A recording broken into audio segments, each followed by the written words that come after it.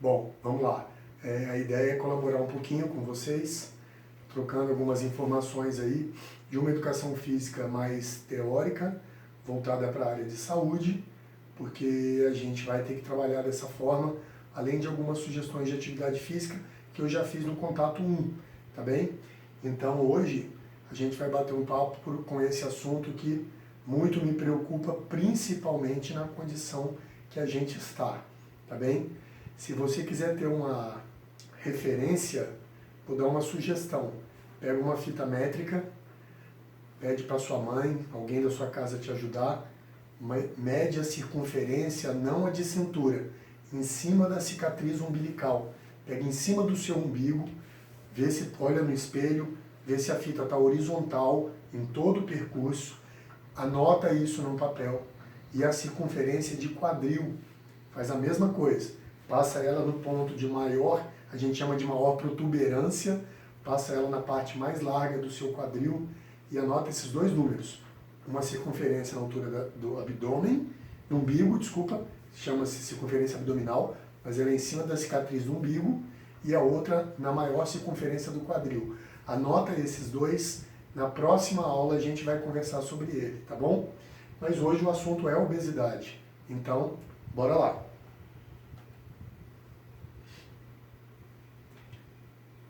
Cenário antes de quarentena, tá bem? Vamos entender, tá?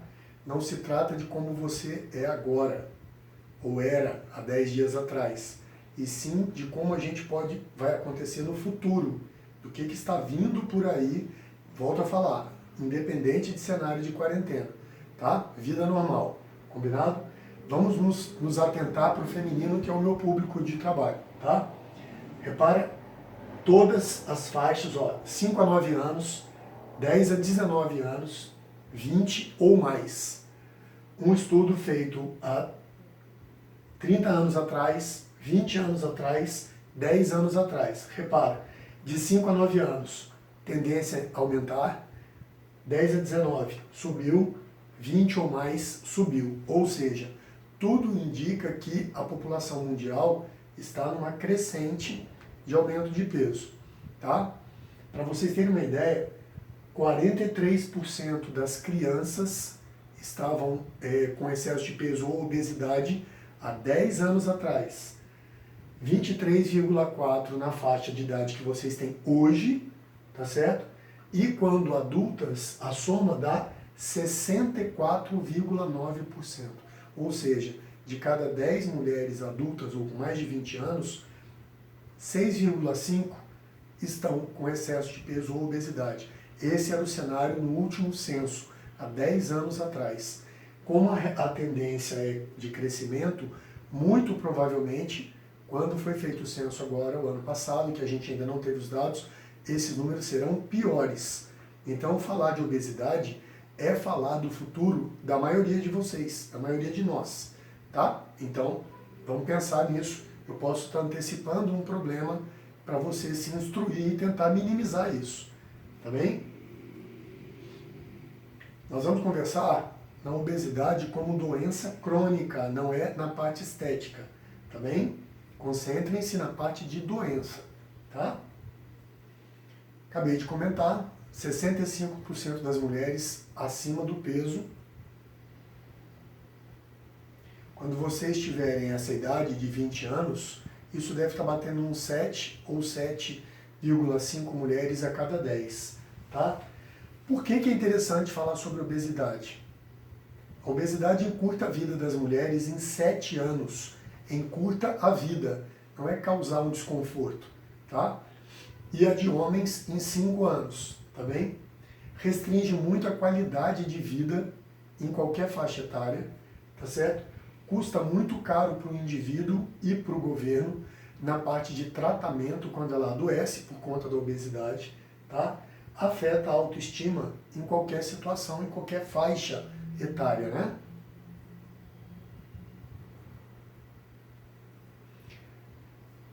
Essa conversa de que o obeso é um ser inflamado, isso daí, simplificadamente, para o que vocês têm que saber hoje em dia, né, é o seguinte: O tecido adiposo produz uma substância, produz essa substância chamada adipocina. São vários tipos de adipocinas. E essas adipocinas têm que ser, vamos chamar de combatidas por substâncias que a gente tem no organismo chamadas citocinas. Isso gera um processo inflamatório em todo o tecido adiposo. E a gente, quando está obeso, tem tecido adiposo em várias regiões corporais. Onde acontece o problema, acontece o processo inflamatório. Esse processo inflamatório, ele limita o funcionamento de vários órgãos, de várias situações que seriam normais ao organismo, tá certo? É em função desse processo inflamatório que a obesidade puxa uma série de doenças, como a gente vai ver em seguida. Olhe bem, a gente tem nesse quadro a obesidade, tá certo? Nas cores mais escuras, as doenças que são mais diretamente relacionadas ou que a obesidade interfere de forma mais intensa, e as mais claras, doenças que vão acontecendo com uma forma um pouco menos relacionada, porém também em função de obesidade, tá? Então, se a leitura não estiver possível, doenças vasculares, diabetes tipo 2, resistência à insulina, hipertensão, dislipidemia e por aí vai, tá bem? Então, o fato de ser obeso é o gatilho, às vezes, ou é um imã para esses outros todos tipos de doença, tá? As que são mais comuns e estão relacionadas com obesidade. Doenças cardiovasculares, vejam, uma morte a cada 2 minutos, números de Brasil. Uma morte a cada 2 minutos por doença cardiovascular, tá certo? Diabetes, uma doença endócrina que pode fazer você ter dificuldade de cicatrização, perder a visão, perder sensibilidade, perder membros, porque vai tendo problema circulatório e acaba tendo que tirar parte do corpo, tá bem? E é extremamente comum à medida que a população envelhece. Tem relação e disparo diretamente relacionados com a obesidade, tá bem? Dislipidemia, que é a parte que desequilibra a triglicérides, colesterol, e isso tem relação também com a parte de vasos sanguíneos, com AVC, com infarto. Então é a obesidade agravando um quadro que por si só já é complicado, tá? Esteatose hepática, como eu falei que a obesidade interfere em alguns órgãos, a esteatose hepática é uma disfunção no fígado, que é um dos órgãos mais ricos e mais complexos do nosso corpo, e ela desequilibra uma série de reações que o fígado deveria estar tomando durante o funcionamento normal nosso. Ela faz com que as reações não aconteçam da forma esperada. 13, eu acho que atualizando, são 13 ou 14 tipos de câncer com uma alta taxa de mortalidade. Então, o problema original é a obesidade, mas ela vai desencadeando outras consequências até mais sérias.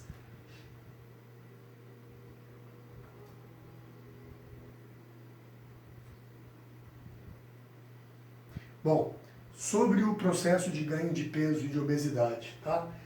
A gente não consegue interferir na idade que a gente vai adquirindo, no sexo biológico que a gente nasce, na herança genética que a sua família traz consigo, tá? A gente não pode interferir nesses fatores, ok? Porém, onde que a gente pode interferir? A gente pode melhorar e trabalhar a quantidade e a qualidade da alimentação que a gente ingere. A gente pode moderar, dosar o nível de atividade física que a gente faz. E um fator comum a todos os estudos que eu faço de obesidade, o estilo de vida.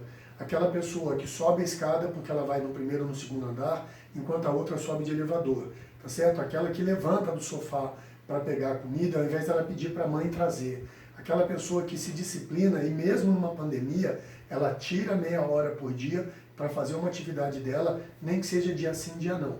Estilo de vida, pessoas mais ativas, mais ágeis, mais dispostas. Esse, para falar a verdade, é um dos fatores mais importantes em tudo que eu leio sobre obesidade, tá?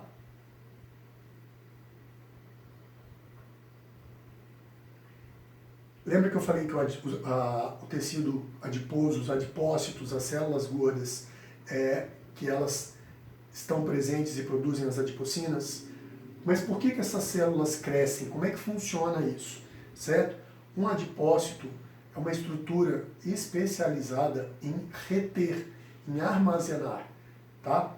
Por que ele vai crescer? A maior parte da comida que a gente ingere vai virar glicose na corrente sanguínea. Então você comeu, tem um processo de digestão, aquilo vai sendo fracionado até virar glicose para a corrente sanguínea. Tá bem? Essa glicose vai ser percebida pelo pâncreas na corrente sanguínea, ela passa pelo pâncreas e o pâncreas dispara a liberação de insulina. Pois bem, essa insulina vai rodar pelo sistema todo nosso e se a pessoa for ativa, fisicamente ativa, agitada, do tipo que eu falei de estilo de vida mais dinâmico, essa insulina vai liberar a entrada da glicose nas células musculares. E a gente vai gastar essa glicose nas células musculares, as pessoas que são mais agitadas. Quando você não é desse perfil e é do tipo mais sedentário, o que acontece? O gasto dessa glicose é reduzido nas células musculares, então não há sinalização para a insulina abrir as células musculares. O que essa insulina vai fazer? Ela vai fazer isso nas células quais? Nos adipócitos. A mesma chave que abre para a muscular, abre para a célula de gordura. Quando a muscular não tem necessidade de tanta glicose e ela fica rodando, o nosso mecanismo de autopreservação faz com que a gente armazene essa energia na forma de triglicérides nas células gordas. Então a tendência delas é encher, ok? Então, de novo, pessoas fisicamente ativas vão fazer a insulina sinalizar as células musculares. Pessoas inativas vão ter essa sinalização da insulina nos adipócitos. E a tendência deles é fazer o quê? Guardar energia, ok?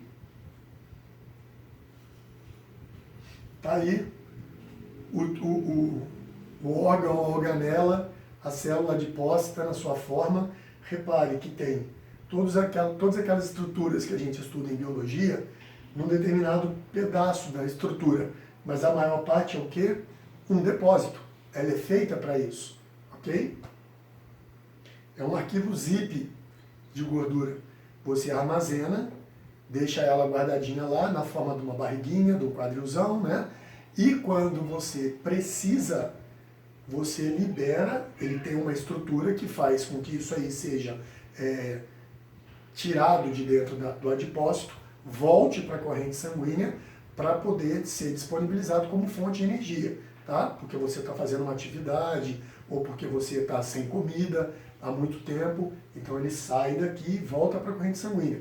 Mas como a gente é feito para armazenar energia, quando isso não é usado, o que acontece? Ele volta e entra de novo na estrutura da gordura. Então a lógica nossa é, usou, ótimo, não usou, guarda em forma de barriguinha.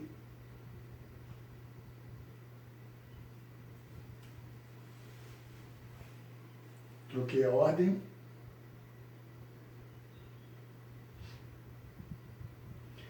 A solução, então, a gente tem que interferir na parte que a gente pode interferir, tá certo?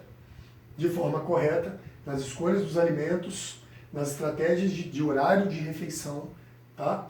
De forma que não sobre, não tenha pico de glicemia, não sobre energia no sistema, porque senão ele vai converter e vai guardar, tá bem? Ter um estilo de vida ativo, realizar um programa de exercício bem orientado. Essa parte vai ser abordada também, com muito mais detalhes, numa aula de sequência desse trabalho de obesidade, tá? A gente vai conversar sobre isso com mais calma. Pessoal, as aulas estão curtas por um problema de memória do meu celular, então eu estou dando pequenas doses de informações. Queria agradecer, me colocar à disposição, cuidado com a sua alimentação nessa época que a gente está com gasto calórico super baixo, mesmo que a gente faça atividades dentro de casa, mas não é a mesma coisa. A queima com certeza está reduzida. Então, juízo na comilança. Um grande abraço, estou à disposição para tirar as dúvidas de vocês por outros caminhos, tá bom? No Loom, no Zoom, no Edmodo, no WhatsApp, do jeito que vocês precisarem. Ok? Grande abraço.